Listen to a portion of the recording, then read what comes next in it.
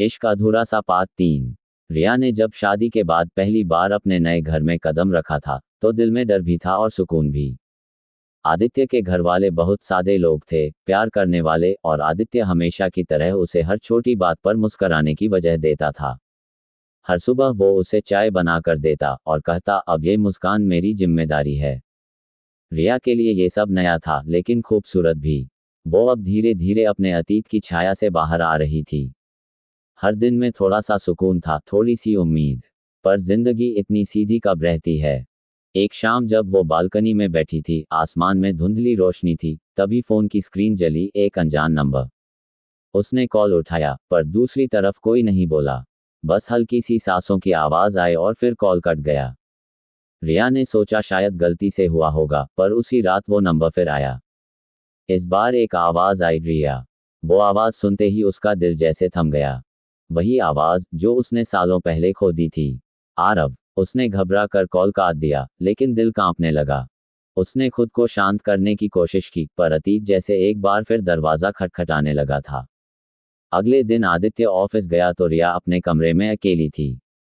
Phone बार बार बज रहा था। उसने नजरअंदाज किया, पर जब लगातार 8वीं बार वही नंबर दिखा, उसने उठा लिया। आरव बोला, बस एक बार मिलना चाहता हूं, कुछ भी नहीं मांगूंगा। रिया के हाथ कांप रहे थे। उसने कहा, अब मेरी जिंदगी में तुम्हारी कोई जगह नहीं। आरव ने धीमे स्वर में कहा, पता है। फिर भी एक आखिरी बार देखना चाहता हूं, ताकि खुद को माफ कर सकूं। वो कॉल काट नहीं पा रही थी, दिल में दर्द उठ रहा था। उसने कहा, बस इतना समझो आरव, अब मैं किसी और की हूं। और कॉल रख दिया। मगर रात भर नींद नहीं आई। खिड़की से बाहर देखती रही, हवा में वही पुरानी यादें गूंजती रहीं। अगले दिन ऑफिस में आदित्य ने देखा कि रिया थोड़ी उदास है। उसने पूछा, सब ठीक है। रिया मुस्कुराने की कोशिश करते हुए बोली, हाँ, बस थोड़ा थकान है। आदित्य ने उसका हाथ थामा, अगर कभी कुछ कहना चाहो तो मुझसे मत छुपाना। रिया ने उसकी आंखों में देखा और सोचा, काश तुम जानते कि मेरे अंदर क्या चल रहा है। दिन बीतते गए, लेकिन वो आवाज रिया का पीछा नहीं छोड़ रही थी। आखिरकार उसने तय किया कि वो आरव से एक बार मिलकर हमेशा के लिए सब खत्म कर देगी। अगले दिन उसने आदित्य से कहा कि उसे क्लाइंट मीटिंग के लिए बाहर जाना है। लेकिन असल में वो उसी पुराने पार्क में गई, जहां आरव ने कभी उसे अपने प्यार का इजहार किया था। शाम ढल रही थी, हवा में वही पुरानी महक थी। रिया के कदम भारी थे। वो बेंच पर बैठी और कुछ देर बाद एक जाना पहचाना चेहरा सामने आया, वही आंखें, पर अब उनमें चमक नहीं थी। आरव बहुत बदल चुका था। दुबला, थका हुआ, चेहरे पर पछतावे की रेखाएं। उसने धीरे से कहा, रिया। रिया चुप रही। आरव ने नीचे देखते हुए कहा, तुम बहुत खुश लग रही हो, और मुझे अच्छा लगा देखकर कि कोई तुम्हें वैसे प्यार करता है जैसे मैं कभी नहीं कर पाया। उसकी आवाज में टूटन थी। रिया ने कहा, आरव, तुमने जो किया उसने मुझे बहुत तोड़ दिया था। मैं महीनों खुद को जोड़ती रही। आरव ने सिर झुका लिया, मुझे सजा मिली रिया। मैंने उस दिन शहर छोड़ा, पर तुम्हें छोड़ नहीं पाया।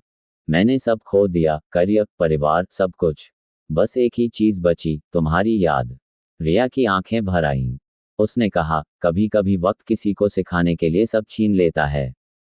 दोनों कुछ पल चुप रहे। हवा में अतीत की चुप्पी गूंज रही थी।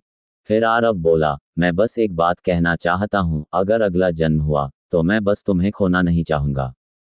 रिया की आंखों से आंसू बह निकले।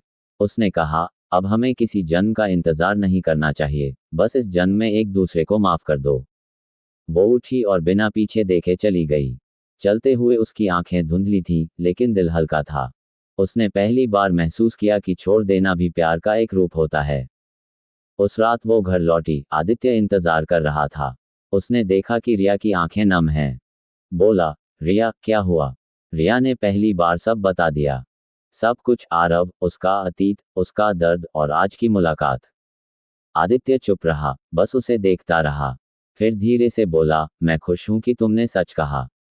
और मैं जानता हूं कि तुम्हारे दिल में अब जो जगह है, वो सिर्फ मेरी है। अतीत ने तुम्हें डराया, लेकिन अब मैं हूं जो तुम्हारा आज और कल दोनों बनना चाहता हूं। रिया फूट फूट कर रो पड़ी, और आदित्य ने उसे अपने सीने से लगा लिया। उस आलिंगन में कोई सवाल नहीं था, कोई शिकायत नहीं, बस अपनापन था। वो रात दोनों ने खामोशी में बिताई, पर उस खामोशी में भी प्यार की धड़कन थी। अगले दिन जब सूरज उगा, रिया बालकनी में खड़ी थी, उसके चेहरे पर शांति थी। फोन बजा, आरव का आखिरी मैसेज आया था।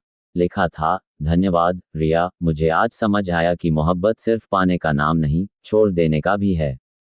तुम खुश रहना। रिया ने मुस्कराकर फोन बंद किया और आसमान की तरफ देखा। फिर अंदर गई, आदित्य को चाय दी और बोली, चलो आज ऑफिस जल्दी चलते हैं। आदित्य ने कहा, तुम ठीक हो ना?